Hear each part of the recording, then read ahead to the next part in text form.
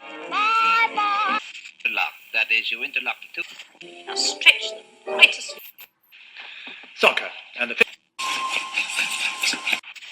Quiet, please. In exactly 15 seconds, we'll be on the air.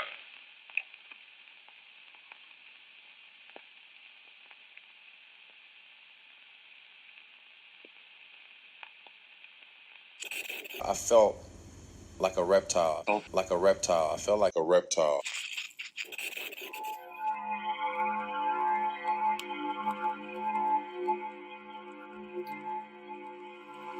Hello.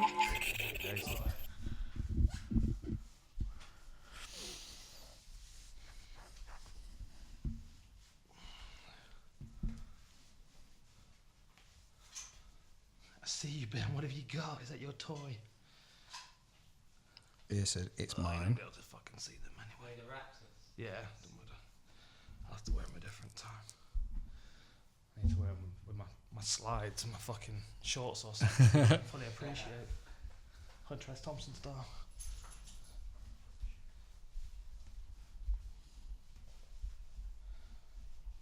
Okay. Are we recording? Yeah, dude. Oh, jeez. Have I shrunk? A little bit. Getting older faster than I thought. Yeah, it's the salt and pepper that's creeping in. Isn't it? Yeah. Both sides. That's why I have to keep shaving the sides down now. Dude. Go the full crazy. Wrap up. Be the first one without a hat. No, I've had one without a hat before, and it did even get comments like, "He's got no hat on." I don't know if that should just do it like this. Oh, It's turned into Roy Nelson slowly. fucking hell! Yeah, you need have to eat you. You need to a turn lot of to Roy cakes. Nelson. You need a lot of cake for that. That's a good look. That's a strong look. Is that There we what go. we go Look with? at that. Are we recording? Yeah. I tell you what, Video as well. The cap's going back on. Man. Perfect. Look at the side. Look. Shout out to the Smash Mouth barber though. He's the one who gave me the beard oil. Oh, is that right? Well, I stole it off you. You came back from That's true. UFC London. Yeah. You had a nice little It's goodie good bag. stuff. So you had Good the stuff. balm. But yours is completely out of control. So You know, it wasn't. I did it for everyone's benefit, really. Yeah, man, that's ridiculous, isn't it? Yeah, maybe I got a bit more corporate. Hold on. Hello, everybody. Welcome to the Full Reptile Radio. I wanted to intro it, so there we go. Hats Sorry, on. man. Podcast We're back started. on. We're on. Lots to talk about from the weekend. Dude, so much. So you've watched the main card, but not yet the undercard. Is that correct? Yeah, I didn't watch the prelim. because you were looking at monkeys yesterday. I went to the monkey forest. Okay. It was brilliant. So there's it's in a properly chilled out little place, and basically you get in and like you go through the double doors, and it's the same monkeys that are on Gibraltar. Right. So you know when you go over. Do you know them by name? You recognise them? I know the ones. Oh, you went to get their autographs? Yes. Was it like a meet and greet? Yeah, it's like a family reunion. To You be set fair, their trading cards and dude, it was so good. Yeah, but yeah, it was a family reunion for monkeys. Well, a couple of things off that, because Stacey's grandparents lived in Spain. We used to go to Gibraltar to get the cheap fags and booze, cigarettes for and everyone in alcohol. America. All over. We need to do a shout out as well for YouTube. We're going to tangent off. Oh tangent. yeah, Fucking hell. Full Reptile worldwide. Where's my sunglasses? You do need the Hollywoods. We have got the gold gloves out today though. Yeah, got no glasses. So, Top box of custom. Look at those. mate, I would do Although want the to steal logo them is, every time. I know It is the logo inverted, is which breaks me. They're the one off though. We've got the anyway. We're all good. We digress We're good. already. Okay, so we've got Gibraltar, Monkey Forest, and gloves. So, quick one on Gibraltar. We used to go over there, but you could only take out 200 cigarettes, 5 pouches of tobacco, or a litre of alcohol. Right. Stacey's grandparent, the legend that was Albert, Stacey's granddad, used to drive us from Malaga in his old Clio, and he used to take us there with extra jumpers and t-shirts, so we could go in, we'd get a load of gear, bring it out, the mules that we were. Of course. We'd go back in again with a different jumper on, but because he's from back in the day, he knew the Kray twins. He told us. Right. Okay. They used to send for Albert because he's the man. So he knew the Kray twins back in the day. So like he used to for smuggling contraband out of Gibraltar. Exactly. But Yeah. he used to get In us his Cortina. Yeah, and he'd get us and he'd be like, all right, you got your outfits, Uncle Albert. Got the geezer You nod. got your outfits. And we're like, yeah. Why are you talking Cockney? He's like, I don't know. Fuck it, let's go. So he takes us off, and we used to go and get a load of shit from Gibraltar, which was we used to pay for the holiday. And that's how you met Lee Murray in prison. That's how I met Lee Murray, and we got connected with the Gibraltar monkeys. But going back to the monkey forest, we went, obviously me, Stacey and the girls went. And as we're walking around, there's like an Easter egg hunt so that you find all the words that are on these Easter eggs. So it keeps the kids entertained and stuff. With the monkeys. So monkeys holding Easter eggs. I don't like the idea of monkeys with Easter eggs. Yeah, they had like advertising, like crazy on sugar. Smashing Easter eggs into their face, growling at the kids, and eating the foil as well. Yeah. You've got sparkly shit for the next 3 weeks. And pineapple, pineapple and fucking sparkly shit. Why pineapple? They had a lot of pineapple kicking around. When they did the feeding thing, they were just chucking out piña. Oh, I see. Okay. Yeah, okay. Pineapple and eggs. So the monkeys got pineapple and the kids got Easter eggs. Well, no, there was no eggs. That's the thing. It was a bit of a swizz. We got to the end and it was like, put your entry in here for a prize draw. And I was like, oh, fuckos, it wouldn't have cost you a lot to chuck us an egg. But fair enough, they were all right with it. But as we were walking around, there's loads of signage of like, it's like an educational walk. So you're learning everything. And as we've been walking around, there's been monkeys everywhere. And all the girls, they're watching everything that's going off. There was a complete tap-out wanker there. I don't know where he was from. He wasn't British. And he looked a bit Hispanic, but he's just fucking aggro. Walking around, he had shorts on, and it was cold. He had an old shit tap out top, and he had a big old top knot here. Mm-hmm. And basically, when you go into tattooed, monkeys, yeah. When we go in, he had a Tongpo tattoo here. Mm. And when we went in, they said no eating, no drinking, blah blah blah. It's for the safety of the animals. No double dickheads. So what's he do? He walked in with an apple. And was trying to eat it. And this woman, she must have been, I don't know, 40, 45. Bless her. And she looked like a volunteer. And she went, oh, excuse me, you can't eat in here. It's a danger to the monkeys and blah, blah, blah. So he just looked her dead in the eye, took another bite and walked off. Went, okay, blah, blah, blah, okay. So I was like, oh, fuck, I'm glad Dan's not here. Because he would definitely have put his grippy trainers on to clock this guy. So I was thinking, oh, no, what would the outlaw do? So I got myself in position and turned around. And she came up to him again because he hadn't done anything. And she said, can you not eat that? And he launched it into the forest. And he's like, what a prize dickhead. No need for that. Yeah, so that was the tap-out wanker was there. But 2 minutes after that, there was a board, and it had different diagrams of the things that the monkeys do so you can get used to it. So, like, this is a playful face, this is an aggressive face. And it was numbered. And we're getting Libby to read everything because she's 7, and obviously she's doing that thing where she's just learning, so it's wicked. So she's going down, and she's like, playful face, blah, blah, blah. Gets to 7, and she's like, 7, mating. What's mating? And literally we turn around and these 2 monkeys are fully banging it out. And I was like, that's mating there, darling. That's how they make the other monkeys. And then they turn around and go, but I thought that was ground and pound. That was ground and pound. Honestly, mate, it was full Tito. It was a bit... Monkey forest ground and pound. Yeah, monkey forest ground and pound. So that's where we were. That sounds like something to do with Forrest Griffin. Yeah. The Forrest Griffin. Of Eleanor. Yeah, right. Yeah. Anyway. So that was your weekend. That's where we were. So that's why you've not watched the undercard yet. Yeah. So I watched the main card. I managed to squirrel myself away in my eldest's bedroom, which is now the loft room. Mm-hmm. Shut all the blinds, pitch black, got on Fight Pass, and I literally watched the whole thing. It was brilliant. I had 2 and a bit hours to myself. Nice. Yeah, I paid for it in the end, but yeah, it was good. Of course. I mean, there's always a cost to peace and quiet. For real. Yeah, I had a lot of it. Me and Ben just chilling watching the whole thing. So so before we start talking about the undercard, the main card, then let me give you 2 fights to watch that are definitely worth a watch, and it will take you less than a round to watch them both. Okay. Khalid Taha and Boston Salmon. Yep. Beautiful work. Good stoppage as well by the referee. Okay. No debate in that. And Alejandro Pantoja against Wilson Hayes. Just say his name again. Alejandro Pantoja. Pantoja, what a name. Pantoja. That's a brand in itself, isn't it? Isn't it, right? It sounds a bit thrash metal, but... a bit like Pantera, yeah. I can see that. He looked awesome. He did look awesome. Yeah. I talked about the way he used his shin and knee across Wilson Hayes. I saw that on the open mat. Mat. Yeah. So they're definitely worth a watch. There were other good fights on the card. I was a little bit disappointed with Zelim Imadaev because I was expecting him to be an absolute ferocious beast in this weight class. He was 8-0 coming in, and he was fighting Max Griffin coming off 2 losses. So you're kind of looking at it and thinking this is an opportunity for an unbeaten fighter to get a win over a good name in the division. He just looked a bit reckless. He looked a bit wild. And it was obvious that Max Griffin didn't really want to strike with him, but he spent so much energy like flying at him, spinning at him. You know what I mean? Like opening himself up with unnecessarily risky takedowns, attacks and stuff. But does that sometimes was not weird. make the fighter? When you look at like Bisping, when Bisping went in for his unbeaten shot against Rashad, it's him and Rashad, right? They were both unbeaten, went into that fight, and Bisping could have argued that he won it, but I think it refocused him a bit on as far as you've always got that unbeaten thing sat there, and it's sort of like that extra life that once it's gone, it's like, okay, I can refocus now. I know what I'm doing, I'm good.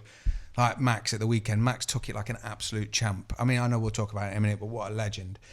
But to have that not on him anymore, what do you reckon? Do you reckon he's going to come back stronger next time? He's got a bit more hunger because obviously he's lost an unfortunate decision, which, like you say, if he's 8-0 and looking the way he was, I mean, Max Griffin's no bomb. But he'll watch that fight back and think, if I'd have just not done that then, I could have kept him in a place where I could have properly hurt him with something just more calculated. I don't know whether it was excitement or whether he felt like he needed to deliver for the UFC fans in some way. I get it. But at the same time, like if you do your sensible work in the early rounds, there's time for that kind of stuff in the later rounds. And if you start doing it too much, it loses its effectiveness anyway. Because like a flying knee or a spinning elbow, the reason they're effective is because people don't see them coming. Yeah. Because they don't expect them. No. Because they've not seen them like 20 times that round already. No, that's the problem. When you keep going back to the well. Exactly. And especially with flashy shit, because it takes, not only does it take energy, so much energy, it's distance, and then when it's not landing, you just telegraphing. Because the problem is you can't morph your entire body without a tell.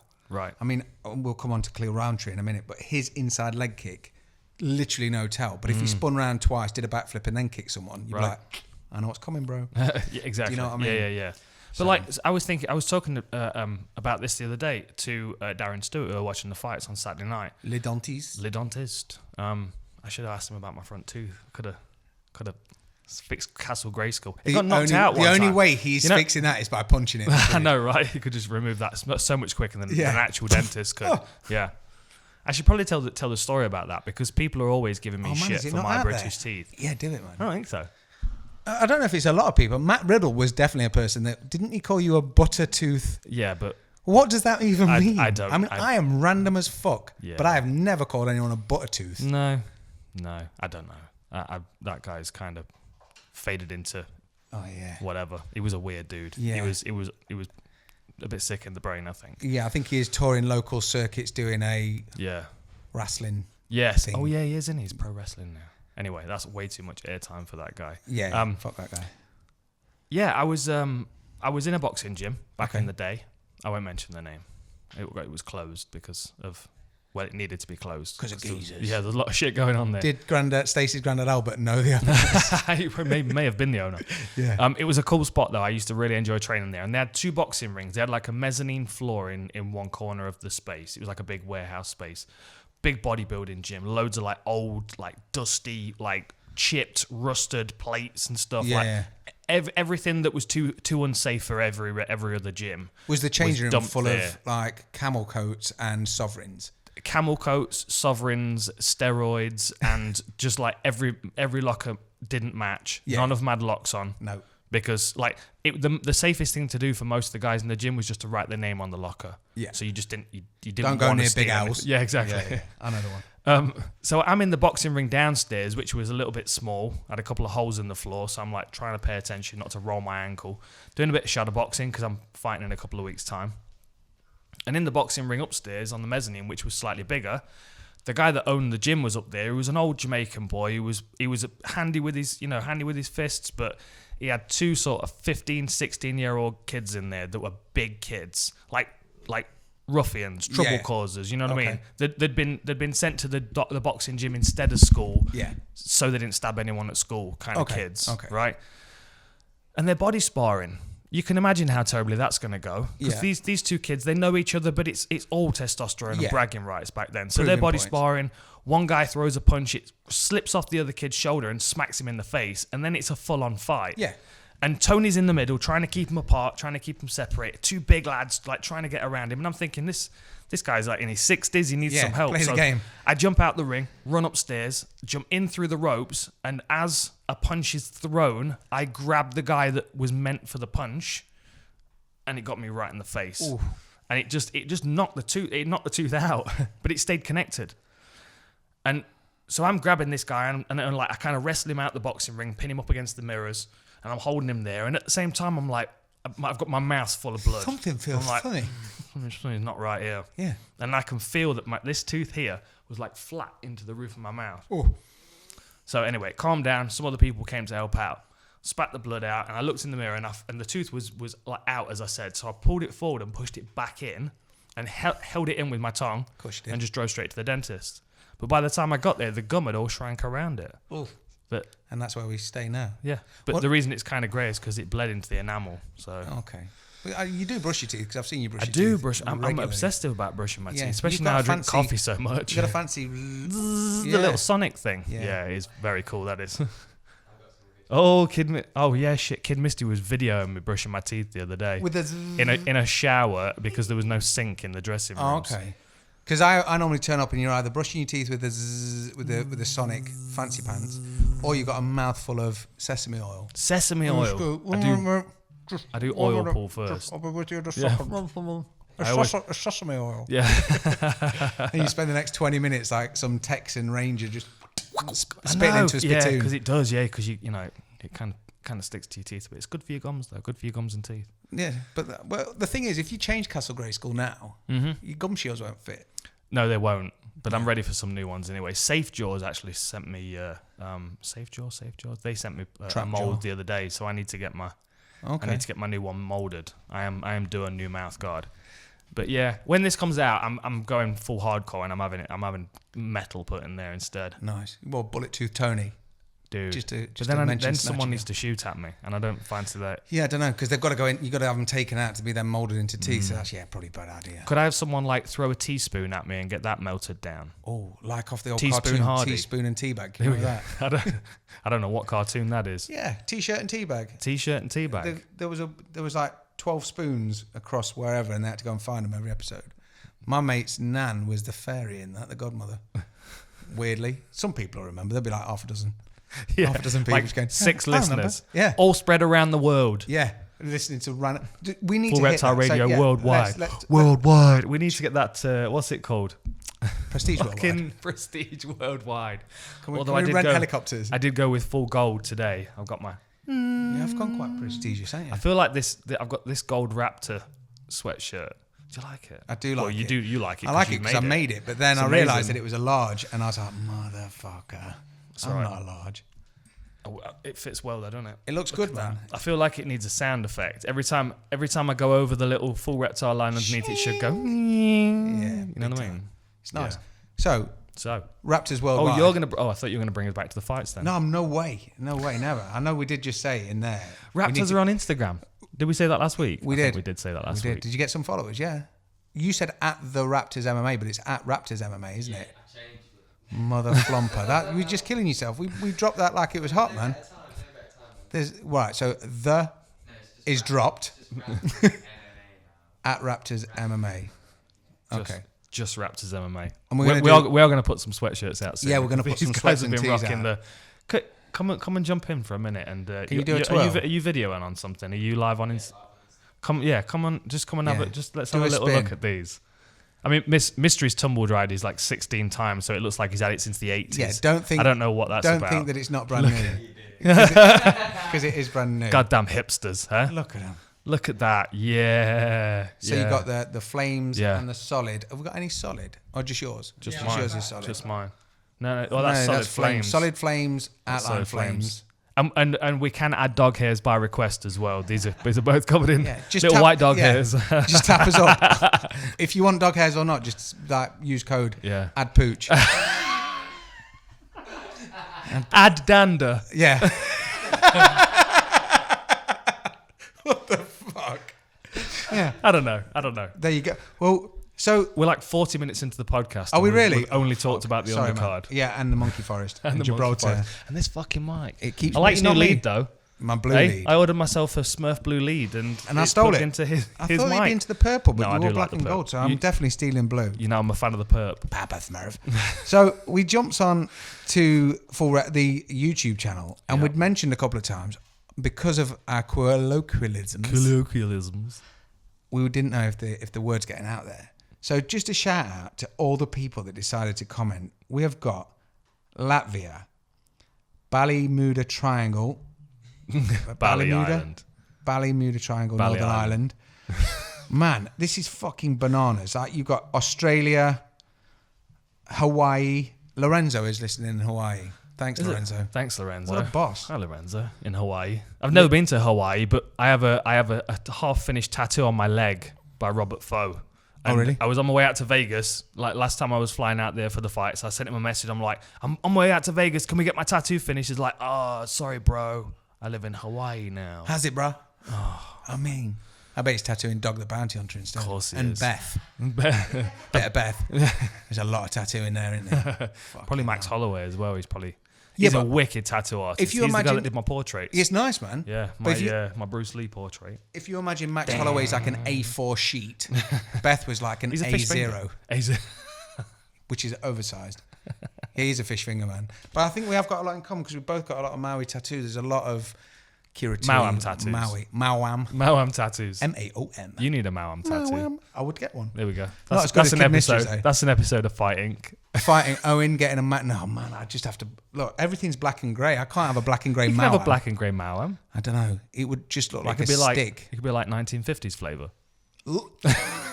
Yeah. Whichever that is. World Probably War some II kind of flavour. menthol. Yeah, it would be a powdered menthol. Filth. One name I'm going to shout out, though, is Guybrush Threepwood, because that's from the Discworld series. Is isn't it? I'm sure it is. But he is in Vietnam, or she's in Vietnam. I don't know. It says Guybrush. Go with they. They're in Vietnam. They. He, she, it, they.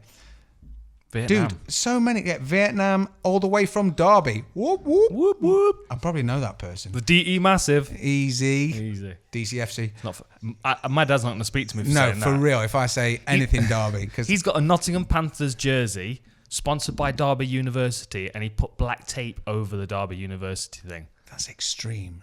My little brother, who's mad into football, has punched my mum's partner in the face after a football game because he got a little bit leery. My mum was dropping him off, and my brother's like, there's literally nothing on him. Literally nothing. He is about 3 stone wet through, and he's sat in the back of the car, and they're having a bit of a word because he's a Forest fan and Will's a Derby fan. He says something. He's like, "Stop the car, Mum!" Gets out, punches him through the window. While there's an unmarked police car just up the road. So bear in mind, this is a massive domestic, and the guy deserved a slap. So it was one of them where he's like walking away. 2 unmarked officers came out and was like, "Come with me, sir." He was like, "Oh, fuck's sake, man." All about football. Like, we watch fighting on the regs and no one gets into any I can't bother. imagine anyone caring about football that much, but I know a lot of people do. No, this is It's it. just there's too much drama in it, too much rolling around on the grass. And, Yes, you far know, too much. It's that. Have you seen that meme with it's like Diego Sanchez with just like a face full of blood, like ready to fight. So you want to be a And, like, fighter. one of the Barcelona players are like on the floor looking Yeah. at the corner of his Crying. eye where the referee is holding Mate. his knee. It's always their knee. It's Yeah. always their knee. Nudge them in the back, they fall and grab their knee. But it always seems like it's common sense is blown out the arse because it's out, we can see it on the camera. Dude, I know. There's a- Well, that was there's the a clip screen. in the fucking show the other day of me cussing and swearing, putting my shirt on. I do swear to you. Is that about with Koscheck with the missed knee? Yeah. Well, Paulie had the whole crowd in his hands because essentially, He's got the whole crap. and he has got big old hands to have the whole went to Christian crowd school, in you know. his hands. Scarred for life. Well, yeah, me too. Yeah, for real. That's why I've got the... See, people ask me why I've got a crucifix tattoo, but it's me trying to be smart and not realising that that's in a prominent place and easy to see, and the text next to it, which says "for my sins," because they'll think I'm a sinner because I'm... Okay. Yeah, it's a bit. Yeah. Didn't work out. I'm just gonna I'm going to see Cammy and just get it blacked out. Just Straight over. Just leave the tips. I'm such a pussy. Just that bit. Yeah. Brutal black. That's just enough. that bit. Like 2 square inches. You'll do. I'm not touched it yet. It's Sharpie. Yeah, mate. Yeah. Yeah. Well, we had the same. We had a Christian school, and we got tricked into going to the after school club, which was called the J Club, and we were going for weeks. The J we didn't Club. know. And like every night they'd show us this video. Like, you remember the animation of Charlie says, "Always tell your mother before going off somewhere," and it's like a cat saying to this little boy, like, "Yo, tell your mum you're gonna bounce because that guy looks like a kiddie fiddler. So don't go and see his puppies." Do you know what I mean? Don't go and see his puppies. Don't. Yeah, I've got some sweeties. He's got my It'd take a lot more to get kids away now. It's like, I've got an iPad. What size is the memory? Yeah. Do you know what I mean? Yeah. You got Wi-Fi. Yeah. So it was the same animation, but like each week you'd sit there, and there was normally a dove involved, and a load of people in cloaks, and it's like, you trying to teach me religion? Sounds they were weird. like, what? And That it's like, sounds weird. hold on. What does the J stand for in J Club? And they're like, Jesus. I'm like, no, I can't go back. We never went back. Although I will say that sounds weird with Yeah, it was with the kinda cultish kind of doves, and although we do get some interesting comments about the logo, and we have a kid that does awesome graphics for us now. Yes. You'll see his work on the videos on the channel. Well, me and Kid Mystery spoke about this because when he came over, we did all the Raptors stuff. And you were saying, weren't you? Some people are asking, oh, what's with all this satanic stuff and things and triangles? Don't like it. What's the Illuminati? Yeah. And I was like, I can't really explain it because I designed your vision, or I drew up your vision. Essentially, there's a bigger meaning behind it, which I didn't think I was going to give it justice. So if it's something you ever felt like you wanted to not even justify, explain, at least then there's a lot of people that every time they see it, they're scared of triangles. Yeah, man. they are. They're not a big fan. They are. What I think I'm going to do, just because if I try and start explaining it now, the logo's based on sacred geometry. Okay. So anyone that's into sacred geometry will start trying to figure out where it is now. The only way I can do it really, and I need to talk James through. We have a third, another James now. We've got so many jam names in the group. It's Joe Rogan's fault. It is, yeah. Starting the We trend. needed a Jamie before Yeah. we had one, and now we've got Jameses and Jamies We've coming got out the of our fucking trifecta of arses. Js. Yeah, it's ridiculous. That's why we're calling them Raptors. Just group them together. Yeah. They're just Raptors. The J Club Raptors. Although people have started to keep an eye on you two now, and they're starting showing up because they know they just show up wherever they like. That's it. Just do what they like. Just pop up. Yeah. Is it behind the In the scenes? kitchen. If you want. We are making sweet love. Oh, it's behind the scenes. Yeah, we're not putting porn on the channel. No. We're not going It'll that be far. tasteful. It'll be super tasteful, man. It's always classy. Keep your Monkeys shirt on. fucking. We've already talked about monkeys Monkeys fucking. were fucking, yeah. Yeah. Is that what mating is? That's hard mating. Yeah, he's got stamina. So your logo. So my logo, yeah. So we need to call James and have it and like talk him through it because I want it to be kind of drawn out in stages. Oh, okay. Starts with circles, circle, Yeah, man. circle, overlaps, draw the lines in, hit the triangle, boom. I like that. But it's like it's knowledge, it's enlightenment, it's wisdom, it's all the things that the OCNI represents, but it's nothing to do with a secret society. Like it's that symbol has been across various different things in history, and it's now become like the idea of an eye in a triangle has become associated with this weird secret society conspiracy thing, and it's just I get it, I understand it. Maybe it's been used by those kind of people in the past, but this is a reptile eye, and that's why it's different. And a full reptile is a satiated reptile. Okay. And people associated with the Illuminati, in my opinion, if the conspiracies are true and the people involved in that are doing what they're doing, then they are not satiated reptiles. There you go. And we are satiated reptiles. We're full reptiles. So last week we had moles with shit on their head. There we go. This week's we have, is it atiated? Satiated. Satiated. Not hungry anymore. Satisfied. This Exactly. is a satiated pooch. Check it. There we go. God damn, that's- Anyway, Okay, so that's so good. I'll get James to draw that up so you can actually see the way that it builds, because I would like people to see it. I don't know where it came from. It was somewhere in the depths of my brain on one of my many journeys in the mushroom back in the day. Okay, Felt like someone poured it into my head with a jug. It's really weird. we should do that artwork. Oh, dude, can you imagine? Just a melty jug, like an old Tupperware out your mum's cupboard. People would definitely think we've lost our mind. An old like gravy boat Yeah. with Anyway, So the fights this weekend. yes, the What do you fights this reckon? weekend were watched by all the people that commented on our YouTube channel. Shout out to you, including Tasmania, Australia, and Georgia. I just felt like they were missing out, man. Georgia, Mate. I just feel like we've got a little place to stay if we ever need to. Worldwide. all over the world. Yeah. All right. Are we all right to They'd regret it within 15 minutes for of us real showing up. headache? Just be like, oh God, shut the fuck up. So fights this weekend. What do you reckon? Nikita against Owen Oxley. Yo. Rematch. They're 1-1 now. Yeah. But Both subbed each other. I didn't expect that. And Ovince looked fucked. Dude, his head goes. It I'm does. telling you. He literally, it sent that Like, nothing was going his way. No. Like at one point he had his back and just stepped up and Yeah. walked off, and I was like, dude, like you were on his back, fully on his back. And he didn't do anything. He just sort of, and I can't remember, I think it was Joe that said, DC was like, he shrugged him off and he shook him off and managed to get up. It's like, no, he literally was on his back and just stood up.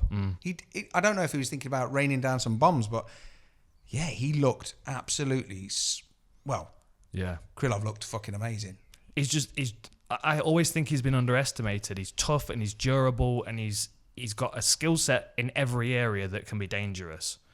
And like the last time they fought, I mean, what it was 2014 UFC 171. That was a while ago. But Owen beat him in 90 seconds with the Von Flue choke. And I feel like if you could, everything about Owen St. Preux is good. I mean, he's technically not great. He's ragged around the edges. He does odd things. His footwork's weird, but what he does works. And because he's such a good athlete, he can get it to be effective. The one thing he's missing, and it shows up every now and then in his fights. It showed up in the Jimmy Manuwa fight as well. Yeah. As soon as he felt Jimmy's power, his head goes. Don't like this. And once he's lost that edge, that little bit of viciousness that he's got, which is not a lot. Like if you speak to him, he's the nicest, most soft-spoken guy. Athlete as opposed to fighter. If you put 10% of Justin Gaethje in Owen St. Preux, he's dangerous. Fuck. But you just don't see that. And when he starts to panic, his conditioning goes, and when his conditioning goes, he starts to panic. So as in the reptilian family, would he be a tortoise or like a turtle or a terrapin? I don't know as they are reptiles. Are they reptiles? I thought they were. I don't know. I I'm suppose I should know more about I'm only reptiles. good with human reptiles. What about like a skink, which is a small lizard? Reptile for the weekend, unless you punch him. Then Could be. I'll drop Just like a mellow alligator that's just had a really good meal. like a mopey zoo alligator. Just kind of chilling on the side of the in the sun. Dangerous as fuck, but just leave me alone. Yeah, exactly. It was super disappointing because I thought if he'd have matched the pace, it could have been an absolute. It could have been like Jimmy Manuwa and Santos. Yeah. Because that way, I mean, as much as he got the win, it was more like it looked like OSP had given up a bit. He sort of gave him a lot of. I can't remember who it was I spoke to once. Like they said, if you lose by a rear naked choke, you've given up. Mm-hmm. And when you look at like Khabib, Conor, you can see examples like that. Yeah. There are some times where Damian Maia's your backpack and Well, that's you're the not giving thing. up, bro. Like there are two types of rear naked chokes. So there are the ones that happen because you're fighting someone like Damian Maia or Gunnar Nelson, and you just can't stop that happening. And then there are the rear naked chokes. Like the perfect example is Rumble against DC. Yeah. Like he gave everything he got in the first round of the fight, and then was out of gas. And that rear naked choke was because he didn't have anything to stop him. I think anyone that's ever rolled, if you've ever had 5 minutes on the mats, and you will constantly just fucking be exhausted from the minute you start. Like even if you do a bit of a warm up, you're blowing a bit, and it's one of them. It's easy to watch and say, just stand up and punch him. But when you've had someone on your back or you've been on someone's back, that's quite an exhausting process at the best of times. So you know when someone is giving it up, you can see why it happens. Yeah. I mean, it's like with Conor and Khabib, that looked like quite a sloppy choke. And it's one of them where... But he'd had enough before it was applied, you know? But that erases a lot of a legacy. That tarnishes a lot of shit. There was another fight recently and we were talking about it, and the guy got caught with a big shot and was cut. Charles Oliveira against Gunnar Nelson. Yeah. Perfect example. Yeah. Like that choke wasn't even really fully complete before he started tapping. And Oliveira's good, but at the same time, it does look like a quicker, like more of a when you look at people like Eric Anders, he's earning every penny. Oh, dude. He's not. Can you imagine that? Imagine what his leg feels like, dude. Yeah, like filth. It's like mashed potato. Are we jumping to that one? No, I wasn't going to jump to that. It was just more the case that you look and you see someone like OSP who's been in there with that. He was in there for 5 with John. But see, in that fight, I feel like OSP realised in the first round or so that John Jones wasn't really there. He wasn't back. He wasn't really applying himself in the fight, is how it felt to me. So whereas Jimmy Manuwa was hunting him down, and you could see there was a fear in OSP's eyes. Yeah, definitely. My question is, because I don't think, as far as I know, I don't think there's anybody else in his gym that competes in MMA at a high level. And I'm not sure whether they've got enough bodies in the gym that are of similar size and athletic ability to challenge him in training. So maybe that's it. Maybe it's a move a little, because even his coach at the minute, like he's looking at him. You're not tired. You're not tired. I'm fucking exhausted. I am fucked, brother. Listen, put the kettle on. We'll come back in a minute. I'm fucked. Yeah. Is it too soon to tap? Yeah. He was exhausted. Where do I tap in the corner? Yeah. You don't. You're not tired. And I know sometimes some people need to hear that. And it was just one of them where when when he's saying it as loud as he is, surely the corner, doesn't matter what nationality you are, you're picking up on that. Yeah. When your coach is screaming like, "You're not fucking tired. Yeah. Carry on, you'll be right." He's not right. He's fucked. He was exhausted. Yeah, he's screwed. But a lot of that's panic. I really do believe a lot of it's panic. Well, it's that adrenaline dump, isn't it? I mean, if you've ever had that, doesn't matter if you were cherry knocking as a kid, door to door. Yeah. The minute that you've done something and just that adrenaline dump, and you're like, oh, and you get all shaky. I mean, he's got a big guy coming after him, and obviously wants to avenge that loss.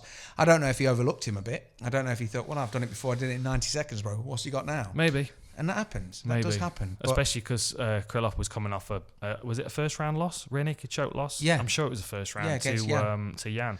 So Krylov's 1-1 since he's been back in the UFC. I feel like we've not seen. No. Oh no, it was second round rear naked choke. So OSP looked at him and was probably like, yeah, I can exploit his. well, I've already Von Prude him. Yeah. And I can flip in rear naked. But it seems that OSP is doing that thing where he's either spectacularly winning or spectacularly losing. And I think he'll stay around because he's a relative name. But I just think if you're right and he has got another gym that he could have a go with, I know that's an awkward conversation to have or an awkward decision to make. But even if he goes with his coaches and just gets sparring at a different gym, I don't know how far he'd have to travel to get sparring at a decent gym, but I think it's worth it. I think he needs to feel that pressure in the gym before he gets into the octagon. Exactly.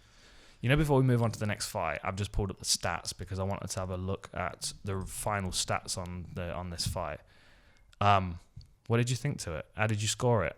Alan Jaban against Dwight Grant. I thought Alan had done enough. I thought the problem is there was a couple of times when he got put backwards by Grant. Like he just almost that Max Holloway sort of pressure. Not like he was hitting him. There was a couple of times. There was one where Alan walked onto a massive left hand. Snapped. But I mean, he walked through it. He ate it like a boss. But he seemed to be dictating the pace. He was the one constantly chasing. He wasn't cutting him off, but he was imposing his will. Yeah. I didn't know if it would have helped if he'd have sort of gone backwards a bit because Grant's a counterpuncher, and sometimes taking someone out of their element a little bit, you get to see a bit more. But in fairness, it was really, really close. Alan Jaban did not take that well. No, I know Alan. I've trained with him. He's a very, very good fighter. The one thing he was lacking, and I don't know whether it was a conscious decision to not just step across and cut him off, but like an octagon's only so big. Yeah.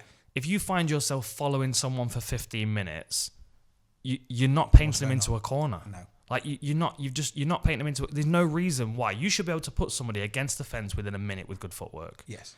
Like, of course you're going to get someone that's aggressive, and if that's the case, then you deal with that in a different way. But if you've got someone like Dwight Grant he was just backing up, trying to counterpunch, you know you're going to have to walk forward. If you just follow them, it gets predictable, and that's why. I mean, Dwight Grant threw 122 strikes, he landed 38, so that's a 31% success rate. Alan Jaban was moving forward the whole time, but he only threw 100 strikes and only landed 24. He got one of two takedowns, so he failed to take down the first round. Yeah. And I think his intention was to come out and try and implement wrestling as a big part of his game. But then again, when you've got someone backing up, moving away, it's so difficult to get a takedown. You need him either against the fence or moving forward. And because he wasn't able to put him against the fence, he wasn't able to hit him with anything real clean, and certainly not take him down. Did we jinx it because we said Alan Jaban's never been in a boring fight? I thought it was going to be a really good fight, I'll be honest. I honestly did. It's interesting that one of the judges scored it 30-27. Yeah. And the other two, 29-28. I honestly discount the majority of judges' decisions if it's split, because it's never a case that you look and go, fair enough. It's like, what the fuck were you watching? They're almost on a full DC and been on their phone the entire fight and gone, someone won. Yeah. It's like, dude, it's Sunday. Everyone's gone. Do you know what I mean? They seem to miss so fucking much. Yeah. But we're still in that, 25 years in, you'd like to think there's enough retired fighters. Yeah. I mean, shout out to Rich Franklin. Nice to see him put in the Hall of Fame. Yeah. Mate. Bad time. He was Stacey's favourite. Dude, after taking those knees to the face from... Anderson didn't even throw a punch. Yeah. And iced the current middleweight champion in the first. That was rough to watch. Ridiculous. And especially for how much he looked like Jim Carrey. That was what always freaked me out. It was a math teacher that looked like Jim Carrey that murdered Nate Quarry. Oh, man. What the fuck? What a knockout that was. Yeah. It was proper stiff. Yeah. Marbleized. He was. Stole that off John Goodman. He stole wasn't it even off John climbing the Gooden. ladder. He wasn't Shorbin. Milking the referee. Yeah, he was more like. That's one of the first times I saw someone fully go like. Yeah. And I was like, oh. Yeah. Yeah. Or what Barboza did the other day with the dead bug. Mate, Barboza just went to die in flight. I know we never even mentioned this because he's had the biggest highlight reel knockout of Etim. That's what we said earlier. And now you pay for it eventually. It's coming Comes back, man. around. It's coming around, and he's asking for it with interest because he got knocked out to the point where he was like picking stuff out the cage as a dying fly. Yeah, that's what I was saying. I said that to people after the Condit knockout. It's like I've done it enough times. It was going to happen to me eventually. Someone's going to get one. You know, I'll probably do a few more to be honest. Mate, I'm done. That's it. I'm staying out of the gym, staying away from everybody. That's why I didn't take you to the monkey forest because there would have been a guy that either threw me and you into the monkeys. You're a tapo wagger. Man. So yeah, I was a bit disappointed with that fight. I'll be honest. Who did you think win? No, I scored it for Dwight Grant, but Okay. it's difficult to score it for someone when they're being as defensive with their footwork as that. I think, but I mean, again, if you're dealing with a counter striker, the onus is on you as an aggressor to put them in a place where you can hit them. Yeah.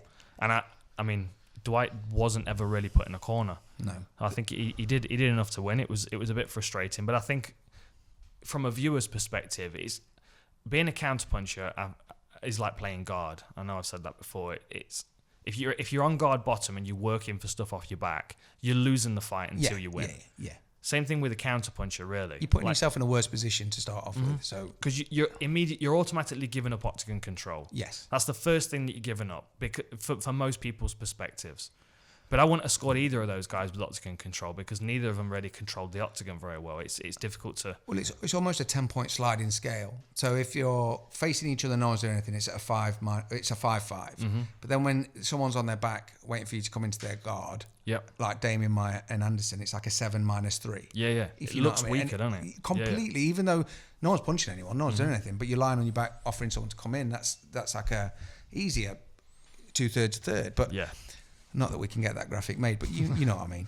And I think the problem is there's a lot of times you have to watch a fight again because when you watch it fresh the first time, even if you mean to, you tend to watch one more than the other.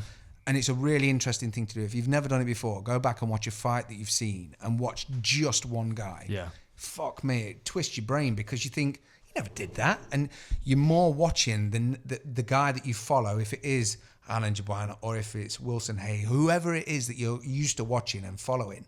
When you watch the other guy, you're like, holy shit. And they do so much more stuff that you don't even acknowledge. Yeah. So it is really hard to be a judge. I'm just hoping that we get to the point where we've got enough retired fighters that they just start bringing them in because there's enough knowledge out there that aren't linked to a camp that you could go, yeah, all right, yeah, well, you're on the next card. And the people that are doing it are just not fit for purpose at all. They're just so archaic, but it's like they keep getting the call. It's not the kind of thing that you can go through like a weekend of training to do. Like you can understand the scoring criteria, but you also need to understand what you're watching. Like this is another argument as well. Is like your interpretation of martial arts is going to influence what you see. So if you're a jiu-jitsu player, you're gonna instinctively. I do it with striking. I'm sure I do it with striking. I always focus more and score more heavily on the striking. Partly because I do feel like striking is a more valuable form of attack. Yes, but if you've got someone like Adam Cattrall, for example, who loves the striking game, you almost negate a lot of the grappling. Because when you've practiced jiu-jitsu or you've seen someone escape something, it's like, I mean, Israel and Kelvin at the weekend, there was a deep guillotine and a slick triangle, and there's a lot of stuff that. The way that it was either applied or avoided is fucking bananas. That's a big win for whoever's got whichever end of that. And I think there's a lot of time that is, you look past it because so many of my friends will be like, oh God, they're doing that cuddling bit. And I almost have to filter fights to be like, oh, you'll like this one. Yeah. Like just to keep their engagement. I showed my dad the Gaethje fight at the weekend. And I love my dad to bits, obviously, but he will turn straight into a pundit. The minute we start watching any fight, he's like, yeah, well, and he'll always go with the underdog. Always. And I always give him a bit of a breakdown with who's who and what's what and all the rest of it. And he called it. I mean, he called it straight away, to be fair. He's an old school fight fan. But it's one of them where he does much prefer the striking. And it's one. I don't even want to try and get him involved or engaged in jits or wrestling. It's just easier to cherry pick fights and go, "You'll like this one. Yeah. You'll like this one." What about striking on the ground? Does he get that? Yeah. He likes that. Yeah, does he? yeah. But as soon as they start chasing submissions, it kind of. Yeah, well, just because he's going a bit faster. Like when people are slipping transitions and doing stuff real quick, like with whizzes and overhooks and underhooks and stuff. There's quite a lot to take in as someone that's not really been brought up on that. So it's interesting, man, because a lot of it is missed. But I do think it's worth watching, like the Dwight and Alan fight again, because you get a massive. Just one time. Yeah, maybe. Just one time. You won't need to watch it again. You don't need to watch the Khalil Roundtree Eric Anders again. No, getting it back onto fight. Oh, Not to score it for Anders. I mean, you can watch it as many times as you want because it's a fucking clinic. Yeah, 30-26 across the board, dude. The problem is, the whole time though, even when people were saying he didn't have to come out from the second, I still had confidence in Anders' hands because Khalil looks so relaxed, and you've seen it a million times where they're just bouncing. They've got that Muay Thai little hop, and he was killing it. He looked so good. But then on my phone somewhere. The whole time I was thinking, if Anders just commits to one big old punch, he could ice this dude. He could, but then like as soon as he took a battering on that lead leg, he didn't really have much pop in his punches because you need to plant on that lead leg to throw with power.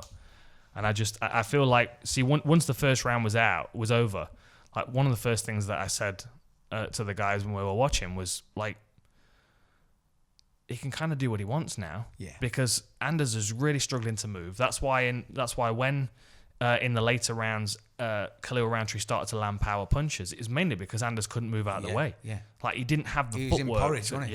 Yeah, definitely. It was a great performance by Roundtree. Outstanding for saying that he just got turned off real quick by Johnny Walker. Yeah, I mean the trip to Thailand has paid dividends. Yeah, he looked insane. He made a case for himself for he's legitimised his run now. Yeah, and also made Johnny Walker look really good in the process. Yeah, for real, man. I mean, he's helped out a couple of guys. What do you think happens to Anders after this? Because that's a third in a row. But too tough for his own good. Yeah. What does Dana do with that? Does Dana say, look, go and hit Bellator up and tour the circuits? Or I mean, good athlete, but with a skill set that needs to be improved, I think. Like Khalil Roundtree did, like we saw with Roundtree. Maybe do the same thing. Go and spend a couple of months out in Thailand and see if that works.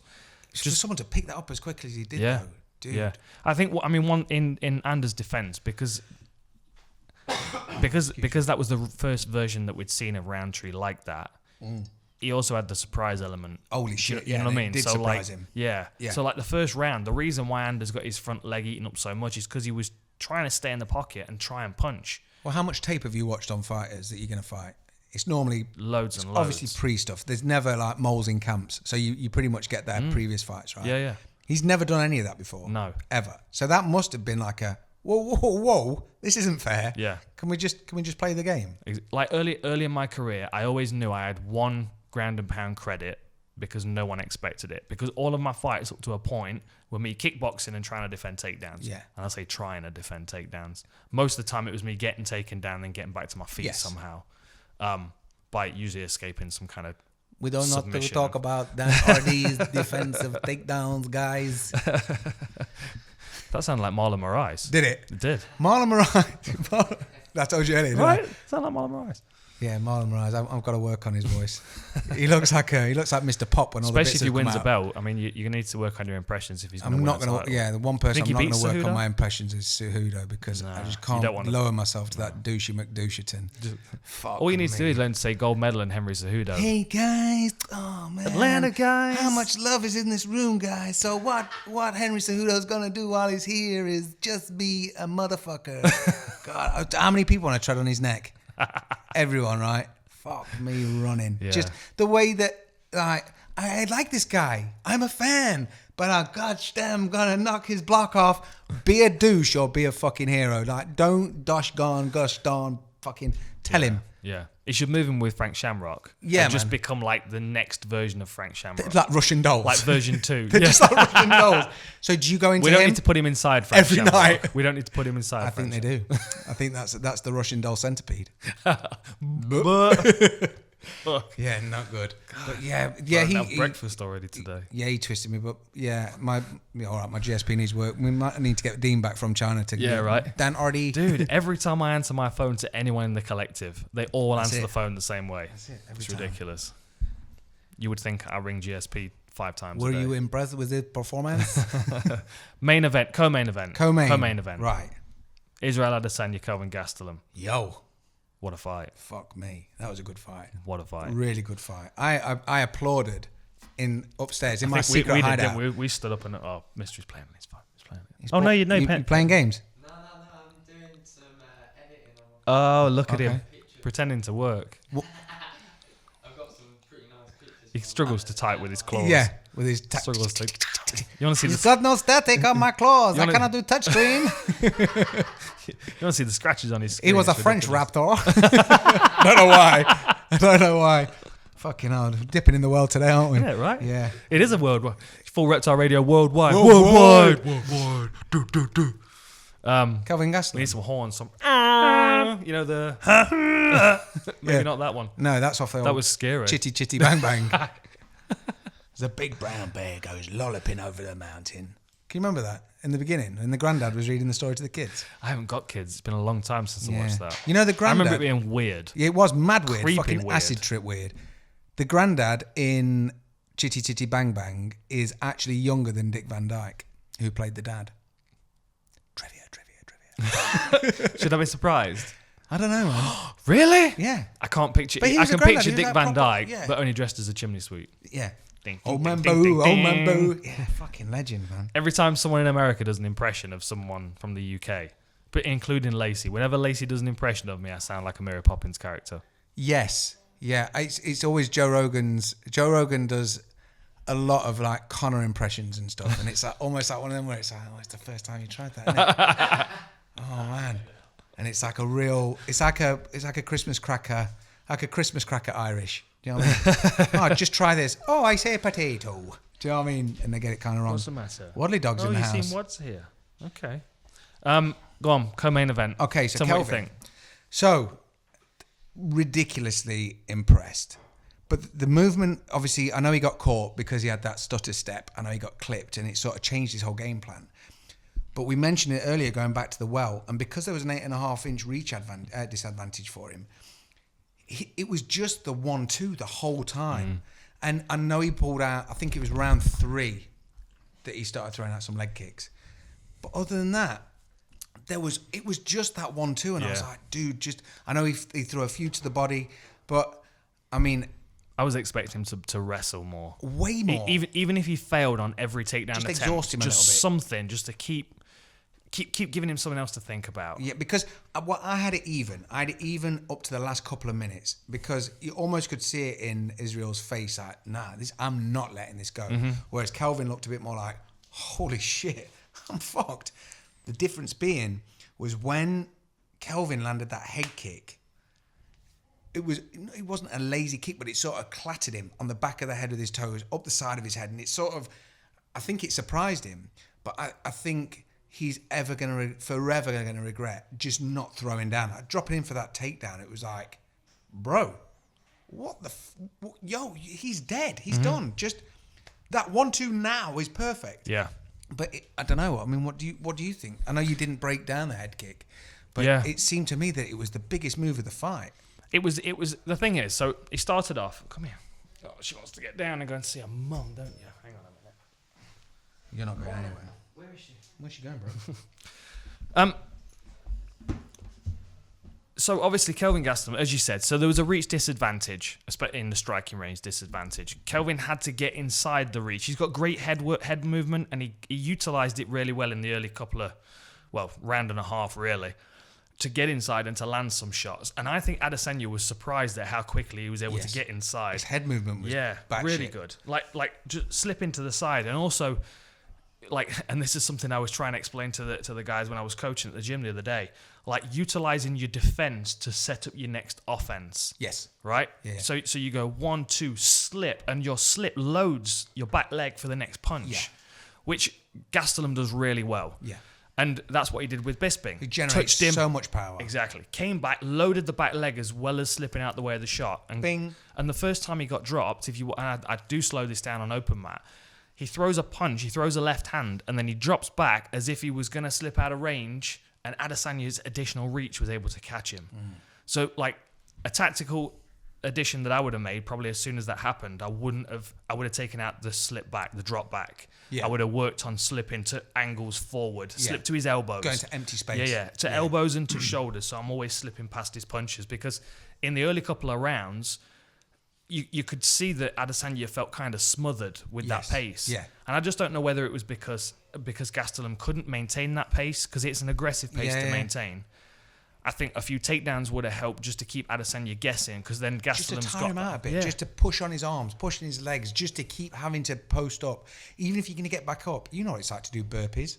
Oh, it's exhausting. So you know if you've got half a dozen of them with a big dude holding you down, because what surprised me was how much smaller Kelvin was. Right. He looked so much smaller, because it made me think, and this is a bit of a wild thing now, I don't think Adesanya defends the first time. I think he loses it. Who to?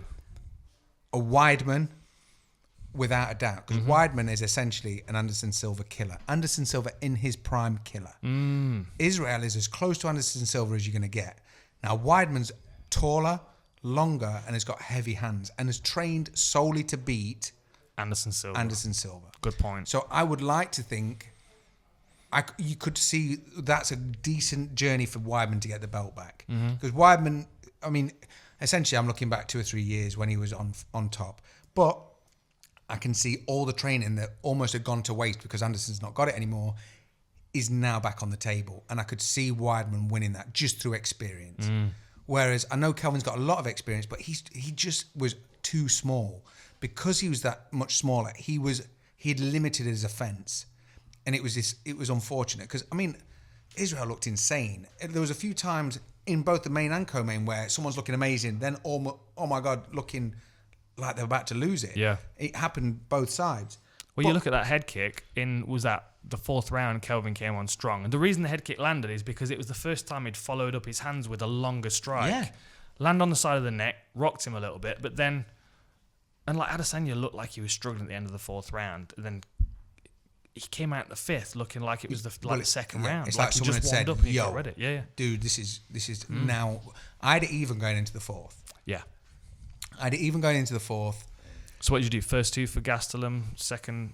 I think it was first and 4th for Gastelum. First and 4th for Gastelum. Second and third. Because he was almost winning the first round. Then Adesanya came on strong. Well, the thing second half. You know me. I don't really normally check rounds. I don't normally score rounds. To the death, innit? As I'm watching it, I'm thinking, all right, I can keep enough of that information. Owen's always thumb down to the death. In my brain. I can keep enough of a fight in there to think, right, I'm pretty clear who I want to win this. Or who I think's winning, should I say. And it was one of them where, I mean, shout out to Mark. I know, obviously, I'd love to hear another listen. I'd love to, if you're listening, Mark.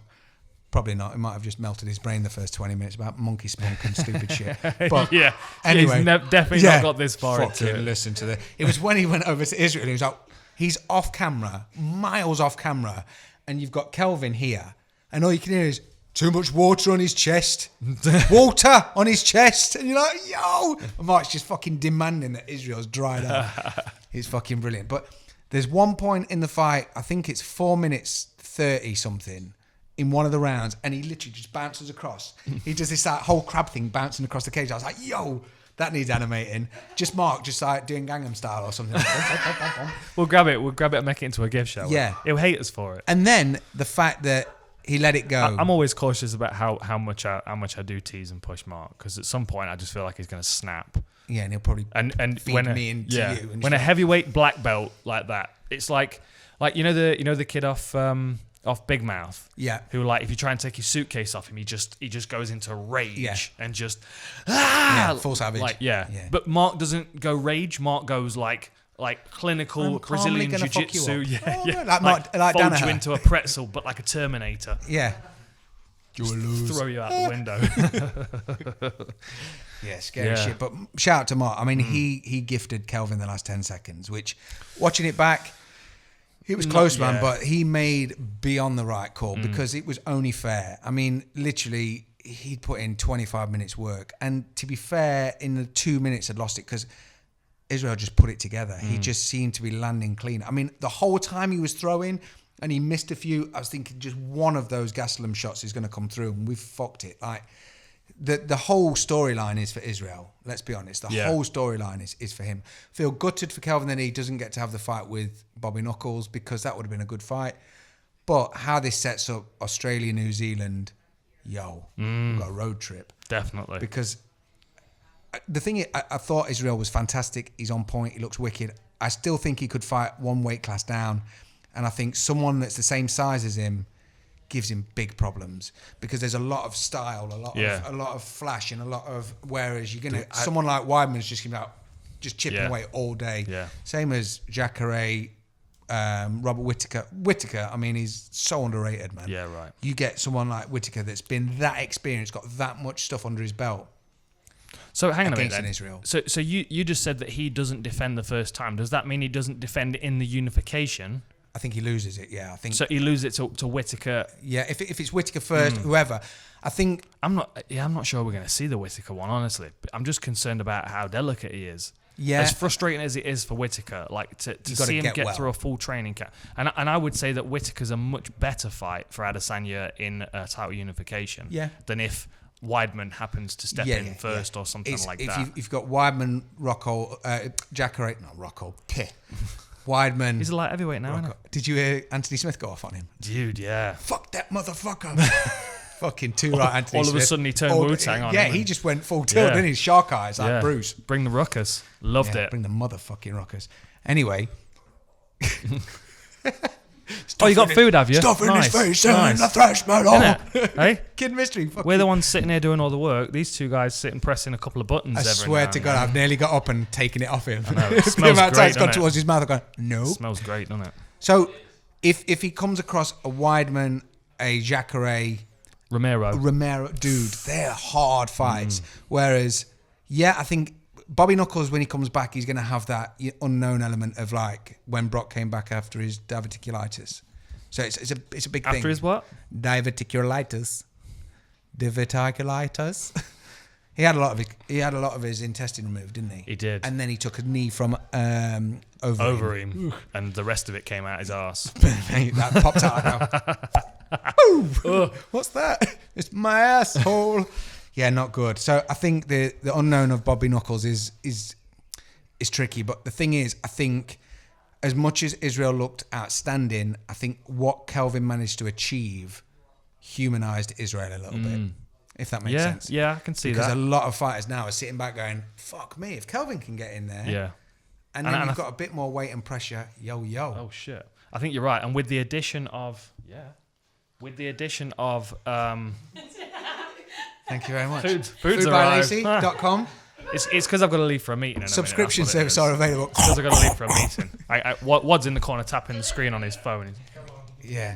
Yeah. Oh, shit. Okay, how long we got? We've got long enough. Okay, so... Go on. Kelvin. We're late, Rod. Tell them we're running late. There's evidence that we're busy. You know what I mean? Thanks. Whoop, whoop. That's the sound of Waddly Dog. Fuck. Mystery's just choked on his own tongue. I've killed Sheldon. Okay, so, I think Kelvin did himself a disservice. Well, not did himself a disservice. I think he just opened up the division. Are you okay? Shit, Slim's going as well. Sorry, man. Okay. Yeah, no, I agree. I think Gastelum was successful with some things, and I think someone that's got a more offensive grappling game, even if they don't use it a great deal, threatening it opens up the striking and makes it more effective. Yeah. One thing that we do know is Adesanya's got a chin. He took some big shots. He did. We can see by the damage on his face that they were big shots. But he was dropped, but I think that was more a balance thing. But if he could get closer, if Kelvin can get a bit closer, because Kelvin was just catching him on the tip, just catching him.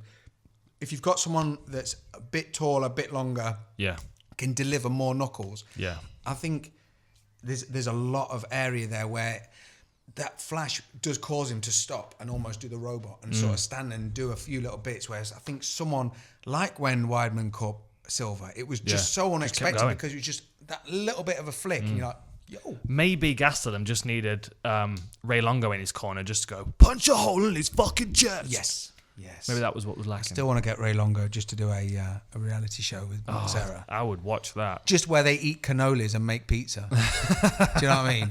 What are we doing today, boys? We're going full stereotype. We're going to have some spaghetti bolognese and some cheesy burgers. All right, boys. I'd watch that. I'd watch that for real. I could see you would watch that just to practice your accents. Man, the Boston twang is good. We've digressed. Okay. So basically, this fight, right? So let's just go through the stats, right? So Gastelum outstruck him by 2 points, 2 strikes in the first round. Yeah. Just edged that, but had good pressure as well. Yeah. Second round, Adesanya came on stronger. He threw more. He landed 9 more strikes. He also got a knockdown and defended 2 takedowns. So Second round, Adesanya's solid. Third round, Adesanya again outstruck him by 4 shots, but defended 1 of 2 takedowns, controlled the space better, etc., etc. Gastelum came on strong in the fourth. Looked good. That was his nitrous boost. He landed 32 of 69 strikes in the fourth round, so he outstruck Adesanya by pretty much double. But he did get 2 takedown stuff, which never looks good. No. Good takedown offense from Adesanya. Yeah. Again, how does he do against someone like A bigger boy. Right, Rockhold, God. Like Weidman and Jacare. Yeah, Jacare's got a fight coming up. That'll be anyway. And then the fifth round was just Adesanya showcase. 3 knockdowns, 37 of 57 strikes, defended 3 takedowns. It just seemed like he had a bigger moment in the corner. It's like he sat with his guys and they were like, yo, yeah, you got to fucking do this. Yeah. And lit a fire. Whereas I think Kelvin's fire had been lit for the fourth and he'd looked good. Yeah. I think he had the chance to knock him out. He had the chance to finish him and be spectacular with that head kick. But I do like the Israel storyline. I think it's got a little bit more to it. It's got a little bit more flash. Don't get me wrong, Kelvin looked outstanding. He did brilliant. He deserves a 500,000 bonus. They all do. They all did fucking brilliant. But I think the Israel train's just a little bit more interesting. He's got that confidence, the way he talks about himself and everything else. And he's just, even on the mic afterwards, bear in mind he's just gone 25 minutes. Didn't diss Kelvin in any sort of way. Because it's even when he says, yo, give it up for Kelvin, but he's just not ready. You're like, oh man, he's still your elder. There's still a bit more respect than that. Because like, he kind of was ready. And he kind of did, like, he put on a show. So I thought, he sounds good on the mic. So I'm interested to see what happens. But yeah, wild card, I just don't think he's going to defend the next one. I think someone's seen too many openings that Kelvin couldn't capitalise on that they are going to take advantage of because they're a bit taller, a bit longer, heavier. They're just, I think he can get tested quite easily now. He's shown a bit too much. Yeah. Okay. Owen's called it. There you go. For main event then. Go on, main event. Oh, just out of that, why is the main event normally it's by weight? I know, weight right? class. I don't know. I'm not sure. Maybe I was trying to figure that out myself. Perhaps because it's a rematch. I don't know. Is it because Max is still currently a champ? Do you think? Maybe. Different weight class though, isn't He it? came out in the black shorts, didn't he? Yeah. But yo, go on, main event. Tell me what you think about the main event. If I had time this morning to make myself a Poirier shirt, I would have made myself a Poirier shirt. Yeah. Dude. Big diamond. Paid in full, man. Fucking outstanding. That first round. I know we talked about it last week and we were very heavy concerned. Yeah, Max is going to do this. The width of Poirier on his shoulders, just the size of him. And he literally, I'm not saying he disregarded Max. I don't know what it does for him to introduce him to the UFC and beat him decisively. To then when he comes back around again. And for him to not hold any grudge as far as, but he's a champ. The UFC's got behind him more. They've given him more opportunities. To look who Dustin Poirier's lost to. He's lost to Conor in emphatic fact. I know he got punched in the back of the head a little bit. Like that rocked him. And there was a lot of tension going into that, the whole build-up when Conor was on the rise. Yep. And to come and to lose to Conor like that, to get sparked, absolutely sparked in a real bad blood thing with Johnson, to come back and do what he's done, to then ice out Max Holloway and it looking the way he did.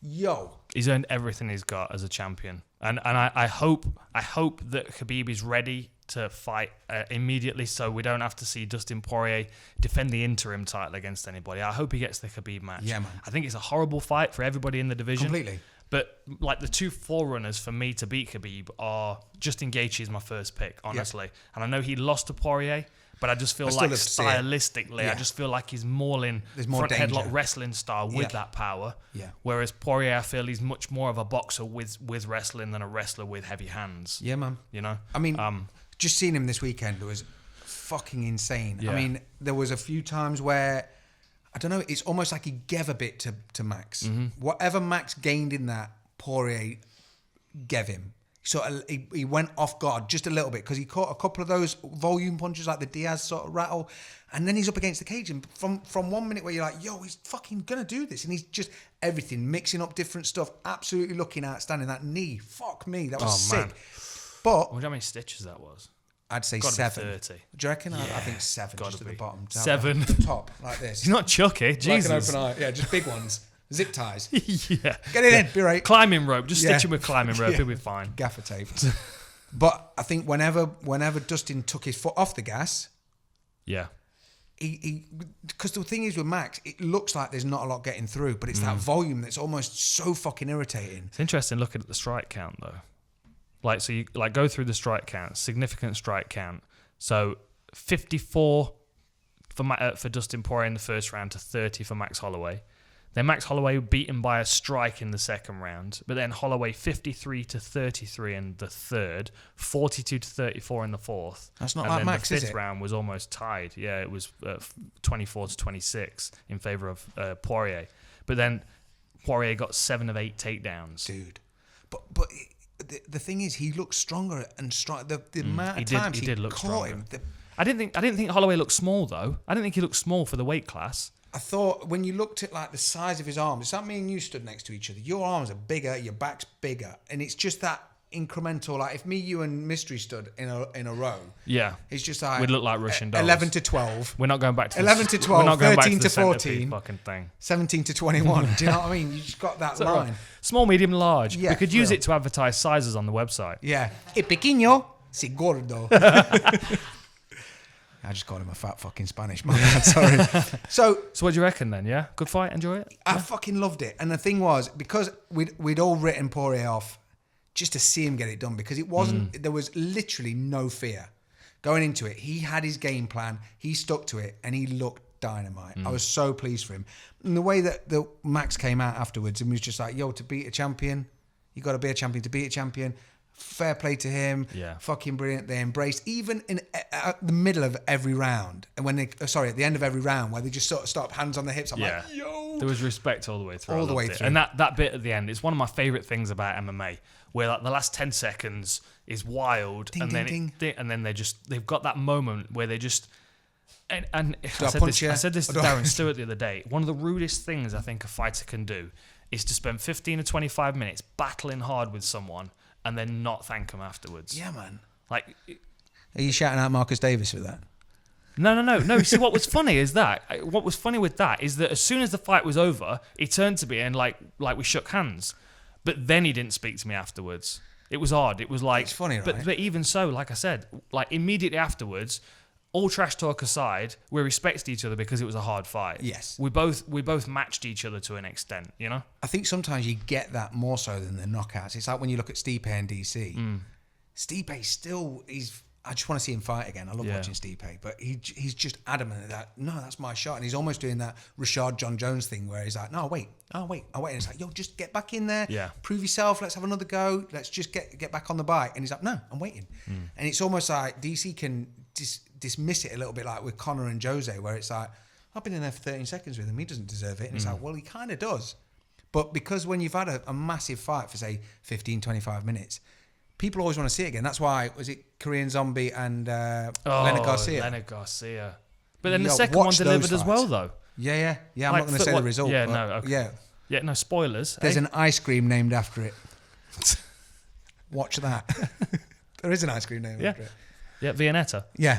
It's the famous Viennetta. Did you just get a finish. Viennetta as a treat on a Sunday? No, my dad always used to like Viennetta. Only once a year at Christmas. Mate, my dad and my granddad smash a Viennetta between them, but I just, not for me. Well, not much into ice cream. No, as a kid though, we used to get a slice. My mum I would give say us that there's loads of ice cream in the freezer. Yeah, to be fair, peanut butter cookie dough and all vegan though. All vegan. Shout out to Ben and Jerry's, a as future on. sponsor of the Full Reptile Radio worldwide podcast. Worldwide.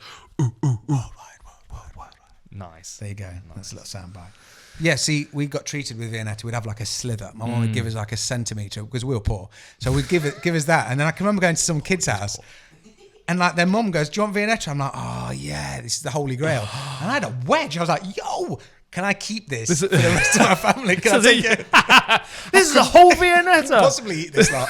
And then I found out now, like they're £1. I'm like, Mum, Not being funny, but like, play the game. What's going on? She just knew how crazy you got with that amount of sugar. That's what it to be was. fair, she It just- was nothing to do with being poor. Yeah, she you knows weren't how poor. to. She knows how to. You weren't poor. They weren't poor. They just told you that so you didn't eat too much sugar because they couldn't Can I have control some of you. this roller cola? No, not. And they that didn't Viennetta. spend anything on any. Didn't spend a lot of money on anything because you would just tear Break through it, it, yeah. like a Tasmanian devil. I did go Shout through out to Tasmania. Tasmania. Aye. Whoop. The last story. Worldwide. The last story worldwide, which is in Duffield where I grew up.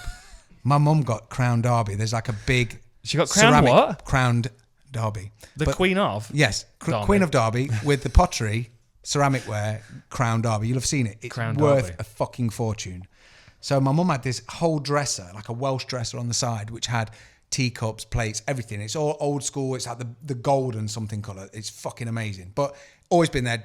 Don't touch that because you'll get slapped. That'll give you red ears. That's what she used to say. If you touch that, you get red ears. You know, what's that mean?